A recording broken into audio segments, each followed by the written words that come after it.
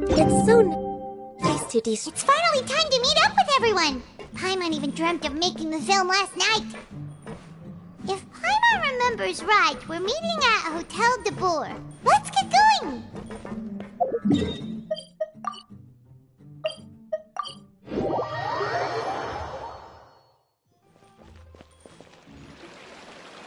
Ayaka! Yoimiya! You're already here! Good morning. Xavier said yesterday afternoon went well. Yeah, and how about you, Ayaka? What were you up to yesterday? After we split up, Ayato went to see Udex Nervillette at the Palais Mermonia. I was originally thinking of going with him, but he said he could manage it himself. He told me to go see the sights around Fontaine and to enjoy the local culture. So I rode the aquabus with Yoimiya and visited the opera house on Aranias Island. Yeah, you wouldn't believe what we saw there! 2 mechanical puppets that were dancing together! You've already seen them, right? Yeah, those two! Amazing, aren't they? We sat and watched for quite a while. It was mesmerizing. Like we could keep watching them forever. Oh, it was the same for us the first time we saw them, too! Afterwards, we went swimming at the beach! Well, diving, to be exact. It was the first time I ever breathed underwater! I held Ayaka's hand and we counted down together. 3, 2, 1, and then splash! We were beneath the waves.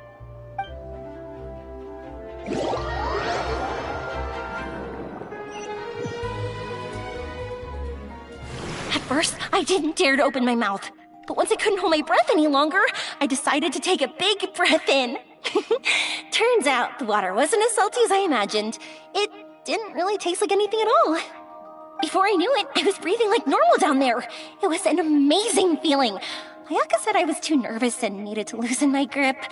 She got used to everything way faster than I did. I knew that the Traveler could do it, so I had no doubt we could do it too. That helped me feel at ease as soon as we dove in. The underwater world in Fontaine truly is beautiful. I love seeing the romaritime flowers blossoming underwater, like little candles lighting up the streets at night. Yeah, and there were so many creatures that we've never seen in Inazuma. Like those fish that shimmer like a sword blade. Whoosh! Oh, and those big fish that call when they see people. Ooh. Oh, you mean Hunter's Rays and Blubber Beasts. I just love the name Blubber Beast. Just wait till Pops and the others hear about this. They probably won't believe a word.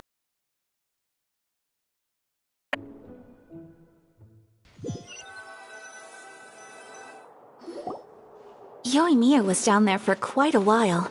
It was dark before we finally rode the aquabus back to the city. I figured she'd want to sleep in today. Yeah, even I was worried that I wouldn't be able to get up. I still felt like I was drifting in the waves when I went to sleep last night. But as soon as I woke up today, I remembered that we'd all be shooting a film together, and I was ready to go.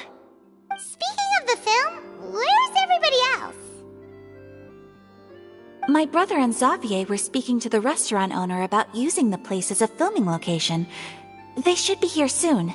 As for the others, We're here. Please excuse my tardiness. I just finished the Special Patrol's 6-mile morning jog. Wait, 6 miles? I'm so tired. I heard you all chatting, so I decided to come down. I sure could use some of that endless energy everyone else has. Good morning, everyone. Morning. Can someone fetch me a cup of coffee? More milk, hold the sugar. Sure, I'd be happy to do that for you. No, you can't go anywhere. Please, have a seat over here so I can get started on your makeup. The last thing I want is coffee stains on my costumes. I can get the coffee. It's the perfect job for an assistant.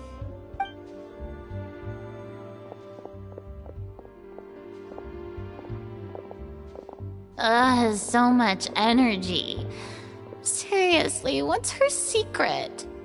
Oh, Yoimiya's always like that. But you sure look exhausted, Farina. It's because you're not used to waking up so early, huh? Of course not. I spent the whole night reading the novel from cover to cover, marking sections that either need to be omitted or adapted. Wow. Paimon didn't expect you to be so thorough. Well, I was the biggest star in all of Fontaine after all. It takes more than just a pretty face to earn a reputation like that. I know how to get serious when the situation calls for it. I went all out when I was acting as an Archon, so why wouldn't I do the same for my own life? Here's your coffee, Director Farina.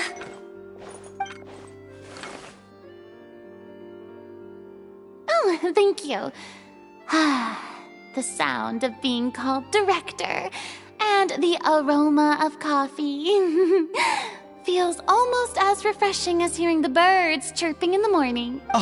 It seems everyone has managed to arrive on time. We've reached an agreement with the restaurant owner. We are free to use the second floor to shoot our film. Really? That's great! He is really looking forward to our film and hopes that providing his restaurant as a filming location will attract more customers. Well then, Mr. Xavier, I'll leave the rest to you. Okay, thanks. First, I'd like to introduce our new members. This is our prop manager, Veronique. She'll be in charge of all the film's props and items. And this is Bonneau, our lighting technician. He'll be in charge of lighting and illumination to set up each scene's atmosphere. Wow. Sure feels like we have some real professionals joining the crew now. First of all, please allow me to first express my sincerest gratitude to everyone in the crew. When my investor informed me yesterday that he wouldn't be able to provide the funds, I really thought that this was the nail in the coffin for this film. I had no idea that I'd find so many people willing to help me on such short notice. Thank you. Thank you all from the bottom of my heart. No need to be so cordial, Mr. Xavier. We're all honored to be a part of this. Your works made a profound impression on me when I saw them back in Inazuma. I am sure that someday, this film will be remembered as a prime example of cultural exchange between Fontaine and Inazuma.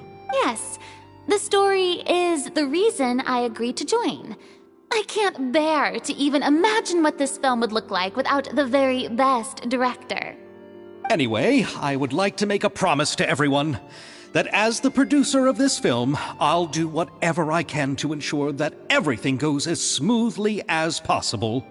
This is not just my film. It also embodies the thoughts and feelings of every person here, as well as the endless effort we are about to pour into it. So, without further ado, The Two Musketeers will officially begin filming now! You may take it from here, Director Farina. All right, listen up, everyone. The first scene takes place when the two young musketeers are living at the Baron's home, still unaware of all that is about to happen to them. We'll need props and lighting to set the scene. Our lead actors can go get their makeup done, and extras, please take this time to go over your positions. Whoa. Seems Farina's really kicking things into gear as the director. Is everyone clear? I don't want anyone traipsing around the set like umbrella finches. All right, cameras will start rolling as soon as the set is ready. Let's make a film that'll make some serious waves in Fontaine. Not the kind of waves that drown people. I mean, the good kind of waves. Seems like she's still a bit traumatized by that. Anyway, let's go see if there's anything we can do to help.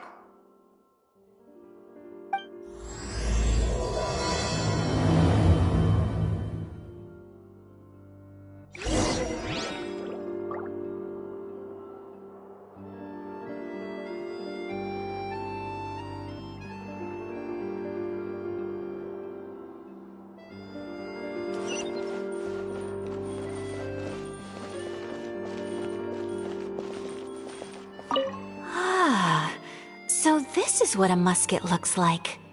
Not exactly.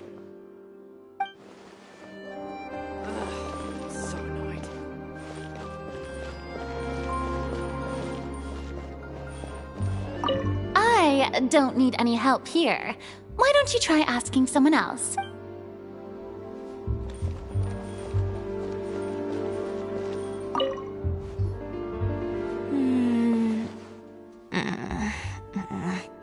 Ayaka has mentioned you to me before.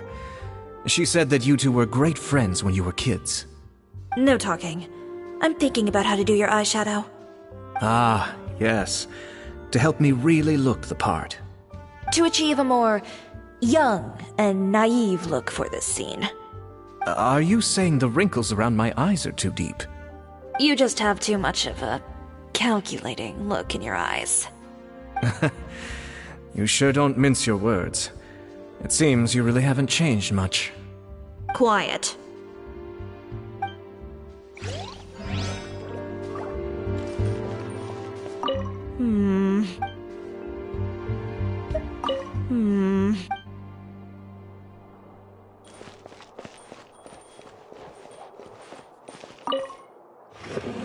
How about here? A little more to the left. You got it. Hey, Yoimiya, do you need a hand? No, I'm fine. You know, doing the lighting is kind of like designing a fireworks show. It's interesting to imagine what kind of atmosphere the lights will create.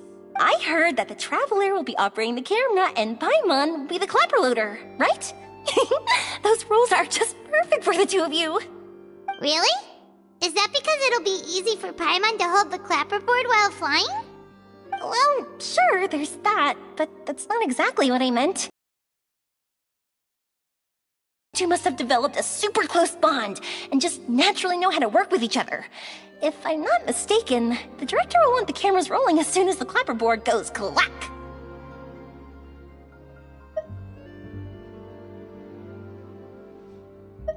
Oh, I see!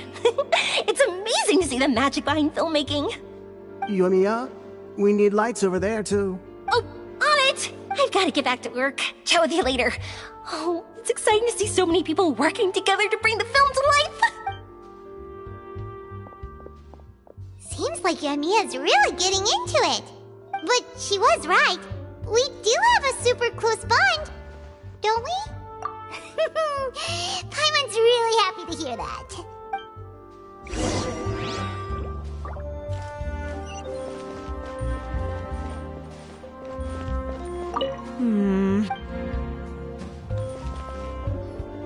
So, this is a real musket? No, it's just a prop weapon. Not bad. Have you seen a real musket before? Only in books and newspapers. I made this one based on the relative shape and proportions I saw in reference images. When we're filming, some special gunpowder will be applied around the muzzle, which will help create the flash and smoke effects of a real gun being fired. Which means it'll be up to the actors to portray the recoil. That's right. The sound effects for gunshots will also be added in post-production. Thank you, Veronique. I think I know where to start now. However, the musket's gears and firing pin could still use some work. Adding some wear on the metallic components will make them appear more realistic. Also, be sure to rub the muskets with some oil each time before we start shooting. That'll give the impression that the firearms have been well maintained. Good point. You seem to know a lot, Miss Chevres. I assume you use these types of firearms on a regular basis? Yes, I perform routine maintenance on my weapons every day. Just like we as people need to eat and sleep, muskets need to be cleaned and maintained. I also perform similar care for my sword every day, and familiarize myself with its shape and weight, to the point where it feels like a natural extension of my body. Yes, this way, our weapons will never betray us in the heat of battle. Yes, well said. It seems we have the same philosophy on this topic. Oh, sounds like they found a common interest to talk about. Though these props differ from the muskets I use, I can still give you some pointers. Good. I look forward to your instruction. First and foremost, never point the weapon at anyone, regardless of whether it's a real or prop weapon or whether you're holding it or it's on the table. This holds for any time when you're not actively engaging an enemy. Okay, understood. When aiming the musket, extend your arm so that it's level with your shoulder, and use your eye to look down the weapon's sights. Like this? Not bad. Now, try saying your lines. This is the end of the road for you. Good. Now turn your body a little. That way, you'll give your enemy less of a target to work with. And relax your shoulders. Here, allow me to demonstrate. This is the end of the road for you. Huh. Excuse me, Miss Chiori. Director Farina, there's something I wish to discuss with you. Oh? What is it? Like this? Yes, much better. What do you think? I do see your point. But are you sure you wish to do this? I believe it would be most fitting. Well, if you insist. All right, I understand. Miss Ayaka, Miss Chevris, could the two of you please come over here? Huh? What's going on? Are we gonna start filming now? Let's go see. What is it? I have a question for you, Miss Chevris. Would you be willing to play the role of a musketeer? What? To clarify, I would like to turn over my role to Miss Chevris. But brother... Don't worry, Ayaka. I actually view this as a good thing. I was becoming troubled trying to set aside some time to speak to the staff at the Palais Mermonia. I would like to have some conversations about the cultural exchange between our two countries, and I've heard that the bureaucratic process here can get rather complicated. Now, I will be able to focus on my work. Besides, you also know that I'm not really one for public performances. Are you really sure?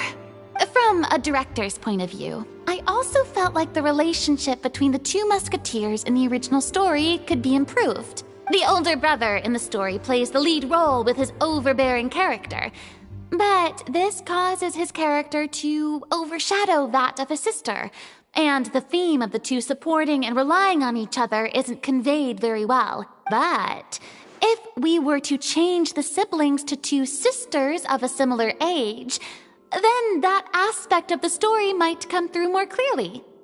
Also, I've seen you instructing Ayaka. That cold and dignified personality is exactly what we need for the older musketeer. Of course, even with all these insights, the decision should still be made by Miss Chevris. Chevros mentioned that she really likes the story, right? Paimon bets that she'll take the role. All right, I'll take the role. Good. It's decided then. I'll get started on making edits to the script.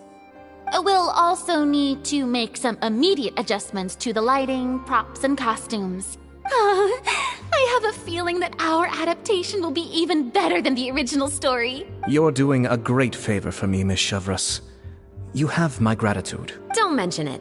I like this character, so if anything, I should be the one thanking you. Well, since my brother is the one who brought up the idea, I suppose there's no need to worry. Let's go, Miss Chevris. I look forward to working with you. Please, just call me Chevris. Seems like you're really going out of your way to solve the problem I was having with your makeup. Surely you jest, Chiori. I assure you that I was mostly motivated by a desire to spend more time on formal business. Oh, come on. You really think I'd buy that? According to what I've heard from Ayaka, her brother is someone who can juggle 10 different matters at the same time. I'm sure you have other reasons for backing out. Perhaps.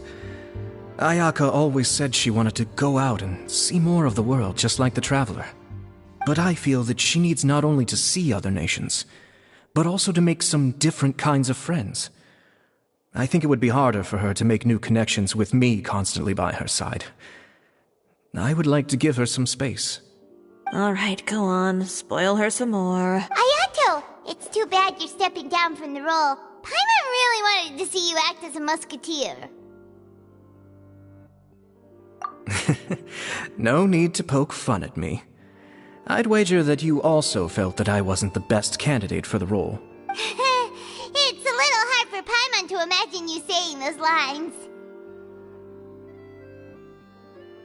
Yes, I've made an appointment to meet some people from the Palais Mermonia. Now, I will have some more time to prepare. Traveler, get the camera ready. Paimon, get the clapperboard. Actors, to your positions. We're about to start shooting the first scene. Go on now. And please take good care of Ayaka. Yep, don't worry. Thank you. I look forward to seeing the film when it's finished. All right, now that we're all here, let me help set the scene for everyone. The first scene takes place when our two main characters are still living at the Baron's estate. They've been ostracized and verbally abused by others in the household, but they still have no idea why. We want to capture how naive and innocent they are, despite their pain. Chevres will be playing the role of the older sister, Tulip, and Ayaka will be the younger sister, Iris. Be sure to get close-ups of the main characters at the right moment. Silence on the set! Lights! Camera! Action! Let's go! Tulip, Mother's been out for quite a while now. Perhaps she went to pick some flowers on the way home. You know how she loves flowers. Iris, Tulip, I'm home. Mother! You were out for so long, we were beginning to worry about you. I'm sorry, but I'm back now, safe and sound. Here, I brought your favorite treat, apple turnovers. Mother, what are those bruises on your hand? Huh? What bruises? Oh, I must have bumped into something while I was working yesterday. But I didn't notice them this morning. Then perhaps they're from when I accidentally tripped when I was out just now. By the way, did you have fun playing at home? What's the matter, Iris?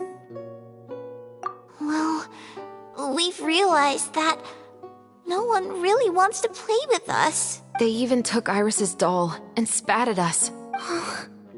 And they even called us names. They said we were... Shh! It's all right, don't worry. Girls, listen to me. It doesn't matter what anyone says. Don't listen to them. No one can define you with such words. You both have wonderful lives ahead of you. Just like your names. You will both blossom like beautiful flowers. Maybe your time to blossom hasn't quite come yet. But one day, you two will bloom more beautifully than anything else. Don't let the soil you're in now ruin your future beauty. Understand? My dear daughters. And cut!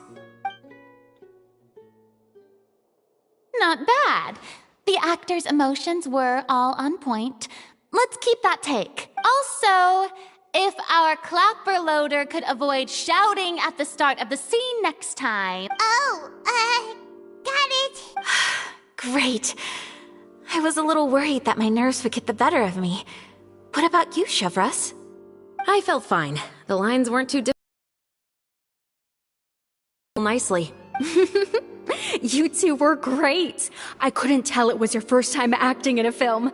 You should have more confidence. Thank you for your encouragement. Positions, everyone! We'll move on to the next scene after we try a few more camera angles.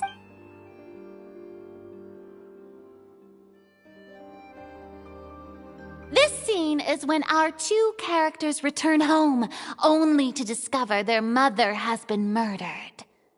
Ready? Lights! Camera! Action! Mother, we're back. Mother?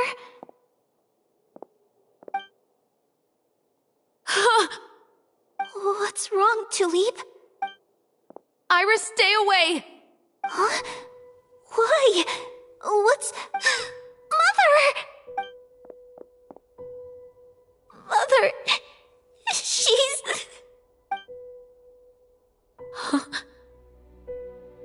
There's poison in this cup. Huh?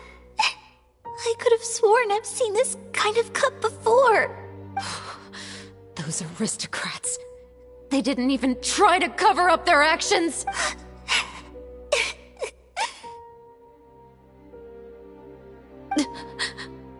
Iris, we need to leave this place. leave? But now that Mother is gone, where can we even go? Anywhere. All I know is that we can't stay in this house. But are we just going to let them get away with it? We'll have our revenge, I promise you. Just not right now.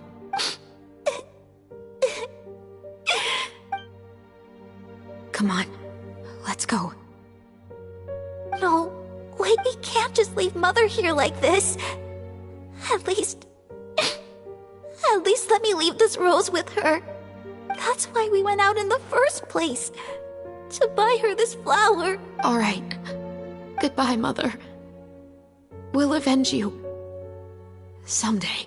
And cut! Beautiful! Great performance! Oh my, you're so amazing, Ayaka! And were those real tears I saw? How did you do it? I was surprised too. Thank you for the kind compliments. Actually, as soon as Director Farina said action, I told myself not to think about anything. I just felt the weight of the moment and became the character. It's quite similar to practicing the art of the sword. You clear your mind and focus only on what's happening in front of you. Ayaka's performance was amazing. Have I discovered an acting prodigy? Pipe down, everyone! We need to move on to the next scene!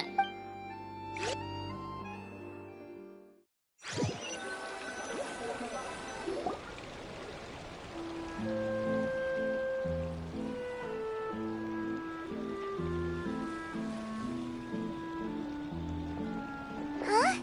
Are we done already? But Paimon wants to keep playing with the clapperboard. How do you feel, Traveler? Is your arm sore from holding the camera all day? Good work, you two.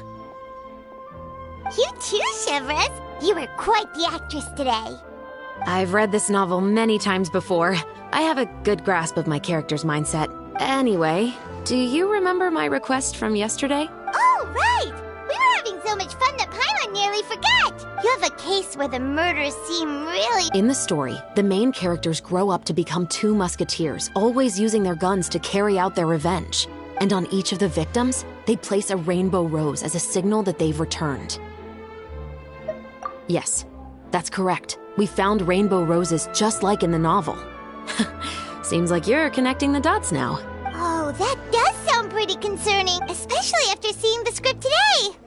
Ooh, now Paimon can't stop wondering what kind of ulterior motive the murderer might have. What do you think, Traveler? You're smart. Paimon wants to hear your thoughts.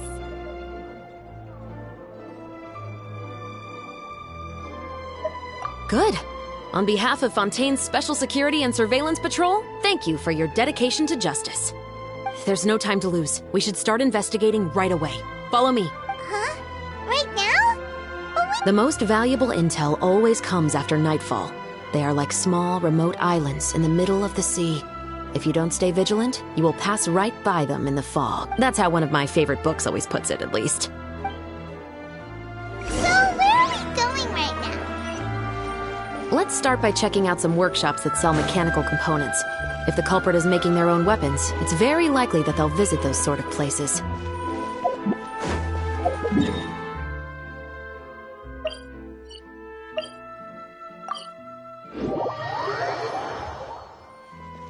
We're way behind schedule.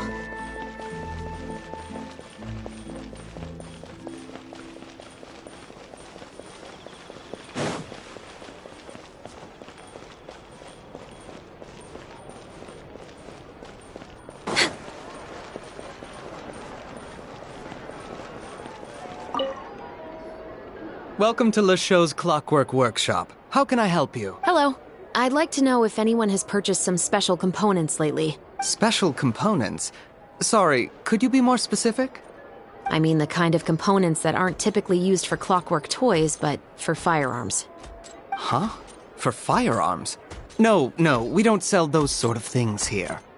Don't misunderstand. I'm not here to cause any trouble. We are merely investigating a case, and we're hoping that you could cooperate. Well, to be completely honest, I'm not even sure what kind of components that would entail. Has anyone ever purchased components here as an individual rather than on behalf of an organization? We have a lot of customers who buy toys, but those who buy components are all regular customers who buy in bulk on behalf of their organization. Is that so? I understand. Thank you for your cooperation. You're welcome. It's the least I can do.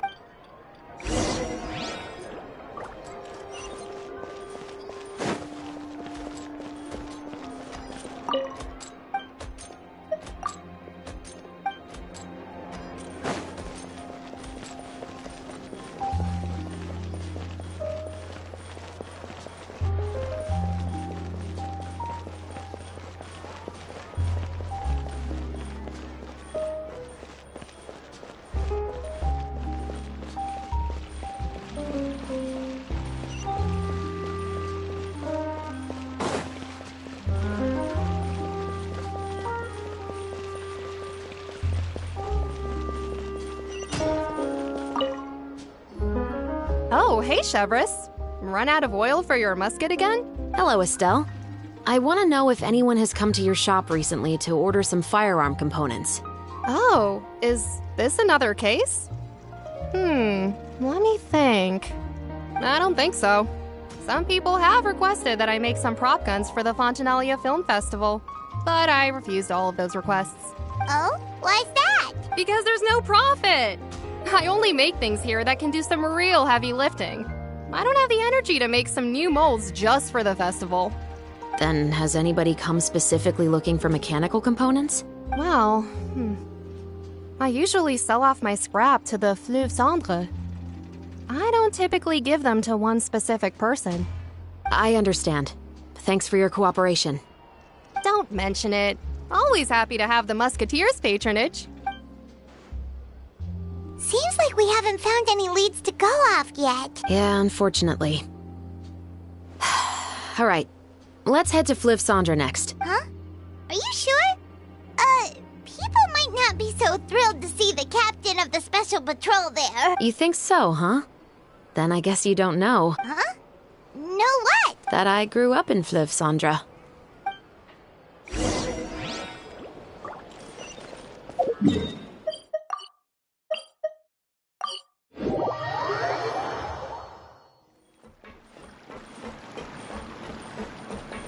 We're way behind schedule.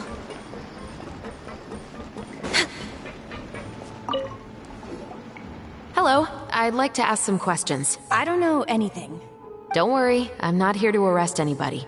You say that now. It's the truth. Here, take this as my guarantee. Wait, did Paimon just see what she thinks she saw? Is the captain of the Special Patrol bribing a citizen? Seems you're different from the other guards. What do you want to know? Have you heard anything related to muskets in Fleuve Cendre lately? Anything at all? Muskets, huh? All I know is that about 2 weeks ago, we started hearing some loud noises at night. So loud that it's been waking me up. Were they gunshots? Possibly. It's hard to tell around here. Someone's house collapsing, a pipe exploding somewhere, it's all the same. But the noises I'm talking about definitely happened after I fell asleep. Do you know where the noises were coming from? I don't remember clearly. Is it that you don't remember, or that you need to think about it some more? You tell me. Then please, think about it some more. She's giving her even more Mora! The noises came from the end of the Southern Waterway. I came out and had a look for myself when I wasn't sleeping well, but I didn't dare get... That's all I know. All right, I'll take your word for it. Thanks for the Pt2.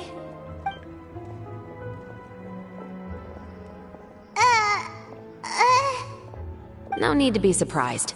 I grew up here, remember? I know how to get people around here to talk. My apologies, I'm all out of sweets. Though I do have some other tempting snacks in my custody. Fries, fried chicken, and even onion rings. But taking care of junk food is my responsibility. You're better off sticking to your normal, nutritious diet. Now then, let's keep going.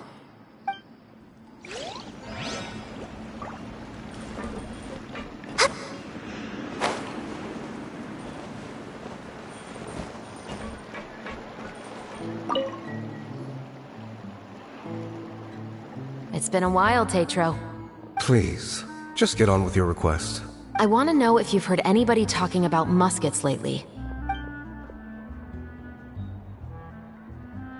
Information isn't free, you know. I've heard that bandits have been extremely active in the countryside recently, and they've been affecting the delivery of goods to Poisson. I can allocate some more manpower to help out with that problem. What do you say? You're still as helpful as ever. One of our men got drunk at dinner about a month ago and lost his gun. 3 days later, it turned up in the corner here. What's weird about that? He just forgot where he put it, right? This is Fleuve Cendre, my friend. Anything of value left in the tavern won't ever make it to the next day. But that gun turned out to be an exception. It didn't get any new wear and tear on it, and didn't even appear to have been fired. We were quite mystified as to what could have happened. I suspect it came back because the weapon was already known to the guards. You mean, a criminal was afraid the Marechaussee Phantom would use the shot marks to track them down? Maybe. But if that's the case, the culprit really took great care to avoid getting caught. I didn't say anything about a criminal.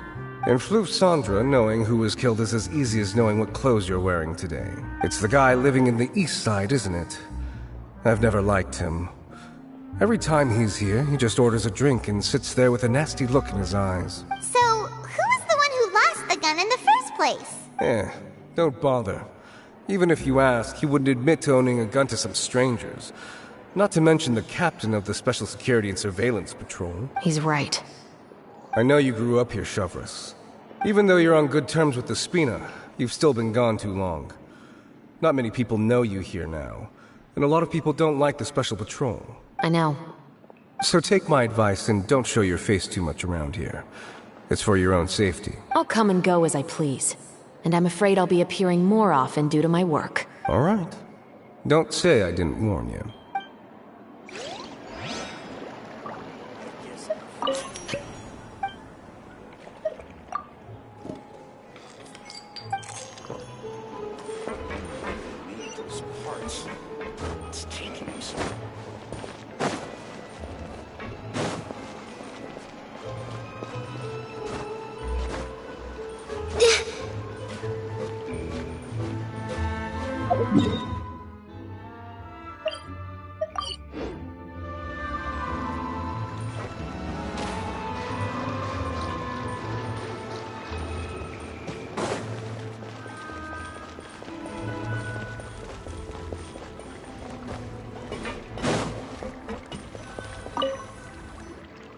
What's all this? Some broken planks and barrels, as well as some liquor bottles? Yes, but have a closer look, Paimon. Even though somebody has purposefully tried to clean them up, these are obviously marks from musket bullets. In other words, someone was here trying to improve their shot. They were using the barrels and bottles for target practice. Could it have been the killer? Your guess is as good as mine. Although many people at Fleuve Cendre own guns, even fewer would go to such lengths to hide markings from practice shots. Anyway, let's go. There might be more to this.